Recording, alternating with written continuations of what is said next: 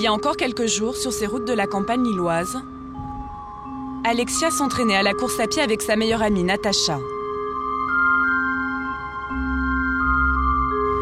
On avait commencé il y a 6 ans, 7 ans. On commençait par un petit parcours, puis après les boucles se sont élargies, puis là on avait trouvé notre parcours commun d'1 heure. Mais dimanche dernier, Natacha décide d'aller courir seule. Elle veut être en forme pour le semi-marathon organisé dans 2 semaines dans sa ville, Marcq-en-Barreuil. Ce jour-là, Natacha va disparaître. C'est tellement ignoble qu'on n'arrive pas à réaliser que ça s'est vraiment passé. Moi j'ai l'impression que je vais la revoir, qu'elle va revenir. Natacha court sur des petits chemins et des routes peu empruntées par les voitures, mais très fréquentées par les joggeurs. Ils sont près de 500 à courir ici chaque dimanche. Natacha est en confiance, loin de se douter qu'elle va croiser la route d'un prédateur. Donc en fait, il attendait ici. C'est-à-dire que c'est ici qu'il... Il se postait là et apparemment ça faisait des jours et des jours qu'il était là tous les soirs et qu'il attendait et il regardait les joggeuses passer. Donc les joggeuses passent ici sur cette route. Personne ne reverra Natacha vivante. Et c'est grâce à un incroyable concours de circonstances que son agresseur présumé va être arrêté. Le lendemain de la disparition de la jeune femme, un policier qui n'est pas en service vient rendre visite à des amis qui habitent cette ferme située sur le parcours de la joggeuse. Il est venu chercher des marchandises ici au matin et il me dit tu sais ce qui s'est passé. Bon, c'est tout. C'est un coup de chance, quoi. Tout en discutant de l'affaire, l'agriculteur et sa femme lui donnent le numéro de la plaque d'immatriculation d'une voiture qui les agace. Depuis plusieurs semaines, elle roule trop vite devant chez eux. Comme il a été trop vite pour mes petits-enfants, j'ai eu peur.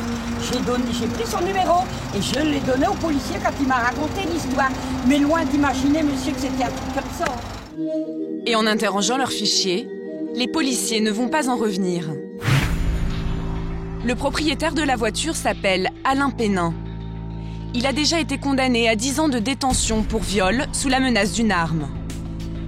Il n'est resté que 5 ans en prison. Grâce au jeu des remises de peine, il est en liberté conditionnelle depuis 1 an. Quand les enquêteurs l'interrogent, il avoue immédiatement le meurtre de Natacha. Il conduit même les policiers jusqu'au corps de la jeune femme. Il se trouve à 20 km du lieu de son enlèvement, caché dans ce champ de maïs. Natacha a été frappée à plusieurs reprises à coups de tournevis. Tu vas mourir, enfoiré, va! On va te tuer! Quand il ressort du palais de justice, la famille lui crie sa haine. T'as toujours du monde derrière toi! Et une fois de plus, c'est la polémique sur le suivi des délinquants sexuels qui est relancée. Dans quelles conditions a-t-il été libéré? Sa récidive présumée aurait-elle pu être évitée? À 39 ans, Alain Pénin a toujours été chauffeur-livreur. Pour obtenir sa libération conditionnelle il y a 1 an, il a bénéficié d'un contrat de réinsertion au Resto du Cœur. C'est un employé modèle, apprécié par ses collègues et par son patron, Jean-Yves Vasseur. Donc là, vous voyez, c'est nos entrepôts. C'est un des lieux où Alain a travaillé. Moi, je dis toujours Alain parce qu'on a du mal à... Alain, c'était plus le style gros nounours. Hein, donc... À part son patron, personne ne connaissait son passé judiciaire. Les femmes avec lesquelles il travaillait n'avaient rien remarqué d'anormal dans son comportement. Certaines sont bouleversées d'avoir côtoyé le tueur présumé. Ça a marqué tout le monde, quoi. Vendredi à midi, j'étais seule avec lui là-bas. Sophie qui me dit j'ai pas envie de travailler, j'ai envie de parler. Je vais la voir et je vais lui dire qu'elle vient dans mon bureau. Ouais, parce qu'elle dit j'ai envie de parler. Elle dit, Ah bah ouais. Elle dit regarde, elle dit je suis comme ça. C'est ce que je dis. Il l'a raccompagné en voiture quand même une fois. Oui, Hein. c'est pour ça en plus, ouais. Ah, ça, Il l'a ça, raccompagné. C'est pour ça qu'elle elle se dit merde, j'aurais pu... Non mais c'est ce que je dis. Ici au niveau des femmes, il n'y a jamais eu de problème. Elles en tremblent encore. Car le lendemain du meurtre de Natacha, Alain Pénin a repris son travail comme si de rien n'était. Son patron avait même une bonne nouvelle pour lui. Il lui avait trouvé un emploi fixe. Quand il est venu lundi, il y a une société de transport qui cherchait des chauffeurs poids lourds. Là, c'était pour un boulot définitif. Et donc, nous, on estime qu'au niveau insertion, on a fait tout ce qu'il fallait pour l'aider. Je serais même tenté de dire qu'on a peut-être fait plus pour lui que pour certains. Apprécié par ses collègues et rigoureux dans son travail, sa réinsertion est en apparence une réussite.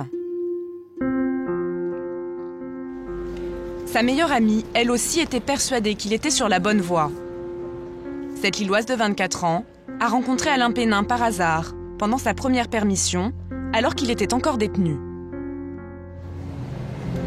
J'étais dans le bus, j'avais fait tomber mon ticket de métro et il m'a interpellée en me disant « Mademoiselle, vous avez fait tomber votre ticket et je l'ai récupéré, je fais merci, c'est gentil. Et ouais, il avait l'air vraiment très gentil, agréable, courtois en plus, donc moi vraiment il m'inspirait vraiment confiance. Alain Pénin demande à Isabelle de l'accompagner jusqu'à son foyer. Pour la remercier, il lui propose de lui offrir un café. Donc en fait c'est ici où j'ai été boire un verre avec Alain et on a pu discuter. Et puis c'est là qu'il m'a dit en fait qu'il était détenu. Malgré cet aveu, la jeune femme sympathise avec Alain Pénin. Elle accepte même de correspondre avec lui. Une semaine plus tard, elle reçoit une première lettre. Donc comme convenu, je t'écris le premier, te raconter comment s'est déroulée ma permission. Pour moi, en tout cas, ça a été un plaisir de faire ta connaissance. Isabelle lui répond aussitôt. Leur échange de courrier va durer plusieurs mois. Alain Pénin se livre et avoue même les raisons de son incarcération. Il m'a dit qu'il avait, entre guillemets, agressé et kidnappé une jeune fille. J'étais un peu sous le choc parce que c'est pas facile de se dire qu'on est en face de quelqu'un qui a été capable d'agression. Il m'avait dit, je te promets, je recommencerai pas, de toute façon, j'en ai pas l'intention. C'était vraiment une erreur de parcours. Moi, j'ai cru. Le détenu se confie aussi sur ses relations difficiles avec les femmes. La seule fois où il m'a parlé d'une fille, c'est sur Internet. Il disait être s'être inscrit sur des sites et puis qu'elle prenait contact et après, très vite, elle l'évitait. Mais il s'était sans doute bien gardé de tout dévoiler à Isabelle. Sur les sites de rencontres, il se fait appeler Coluche. Et son annonce est sans équivoque. Je recherche une rencontre sexy. Si une femme me veut pour un bon plan cul, je suis Alain Pénin. Il y a un an, pour fêter la sortie de prison d'Alain Pénin, Isabelle l'invite même à manger chez elle. Donc j'avais fait un plat, pas de carbo, on avait mangé à la maison sans alcool puisque pendant sa conditionnelle, il n'avait pas le droit à l'alcool. Donc il était vraiment content de se sentir libre. Même s'il y avait des contraintes, pour lui, il me disait, pour moi, c'est pas des contraintes, c'est la continuité, je me sens pas lâchée dans la nature finalement. Mais au mois d'août, les choses vont changer. Les restos du cœur sont fermés, Alain Pénin se retrouve seul. Et lorsqu'il appelle Isabelle, elle n'a pas le temps de lui parler. Aujourd'hui, elle s'en veut. Pourquoi tu lui as pas posé la question « est-ce que ça va ?» Juste cette question « est-ce que ça va ?» au lieu de lui dire « écoute, j'ai pas le temps ». Parce que je l'ai un peu envoyé paître. Surtout, je pense beaucoup à la victime en fait. Et je me dis que finalement, on n'aurait pas dû lui faire confiance, que ce soit moi, que ce soit le juge, que ce soit les magistrats. On aurait dû se méfier. Au mois d'août, il y a un autre changement pour Alain Pénin. Il déménage et s'installe à Tourcoing dans ce foyer pour personnes en difficulté. Patrick est son voisin de palier. Je vous dis, c'est la deuxième fenêtre, vous la prenez. Alain Pénin vit dans une chambre de 12 mètres carrés au 4e étage. Et son voisin remarque une attitude un peu suspecte. C'est intriguant, ce qui partait la nuit, vers 2h, comme ça, en plein milieu de la semaine, 3h, comme ça, il bougeait. Quand je vois ce qu'il a fait, putain. Où partait-il durant ces nuits du mois d'août? Y avait-il moyen de savoir qu'Alain Pénin était peut-être sur le point de récidiver? Selon son avocat, maître Abderrahmane Amouche, la justice avait pourtant pris toutes les précautions. Alain Pénin avait l'obligation d'aller consulter un médecin régulièrement et il respectait scrupuleusement ses rendez-vous. On peut chiffrer, depuis sa sortie de détention, 2 visites chez le psychiatre en charge de la libération conditionnelle. Il voyait un infirmier du centre médico-psychologique une fois tous les 15 jours. Et il voyait également un médecin régulateur qui était chargé de chapeauter un peu le suivi socio-judiciaire et la libération conditionnelle. Et il l'avait vu depuis sa sortie de détention, en l'espace de 5 mois, 2 à 3 fois. Et tout ça, c'est pas suffisant pour détecter des pulsions? C'est la question que je me pose. Voilà. Si tous ces médecins n'ont rien décelé, c'est parce qu'Alain Pénin leur aurait menti. Selon son avocat, il était toujours sous l'emprise de ses pulsions sexuelles, mais il n'en a rien dit.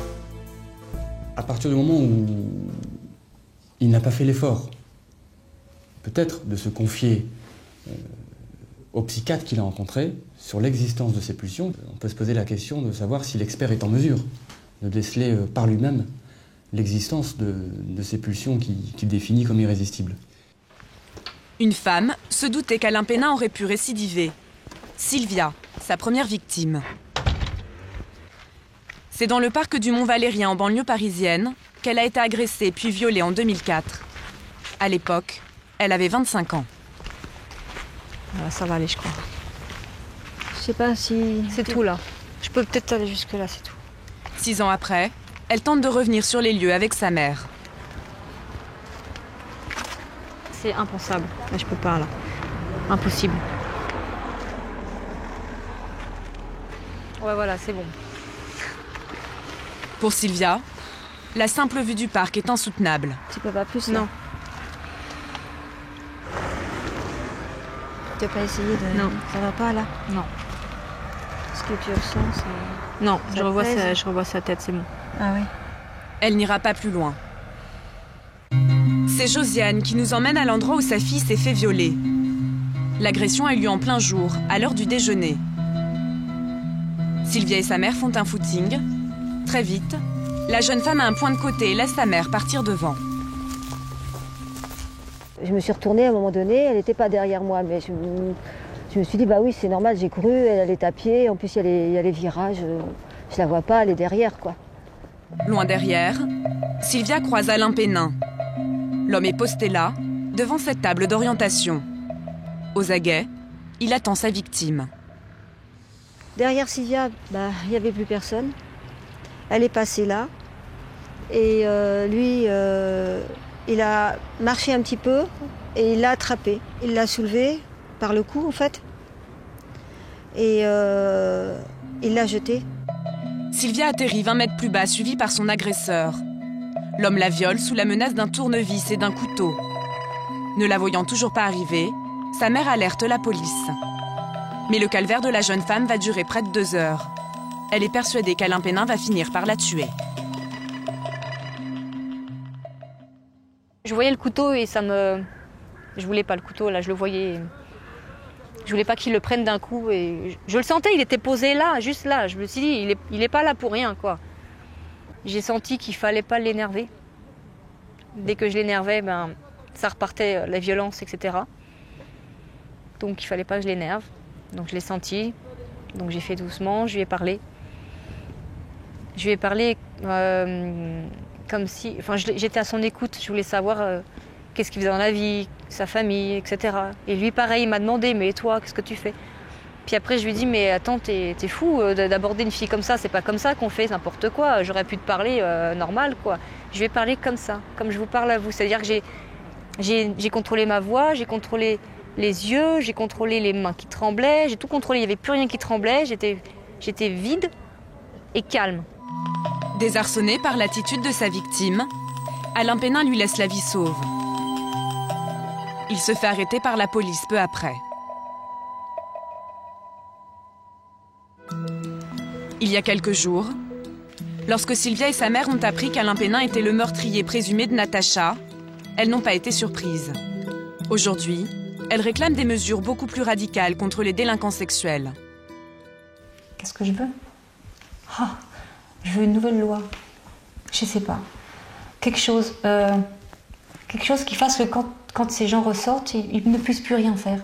Alors bon, évidemment, c'est facile à dire, mais je suis sûre qu'il y a une solution. Parce qu'en général, ils recommencent tous. Et voilà, je pense que ça y est, c'est bon, on a compris maintenant, là. Je sais pas, j'ai juste envie que ça change, en fait. Je sais pas comment, mais je suis sûre qu'on trouvera une solution. Si Alain Pénin est reconnu coupable du viol et du meurtre de Natacha, il encourt la réclusion à perpétuité.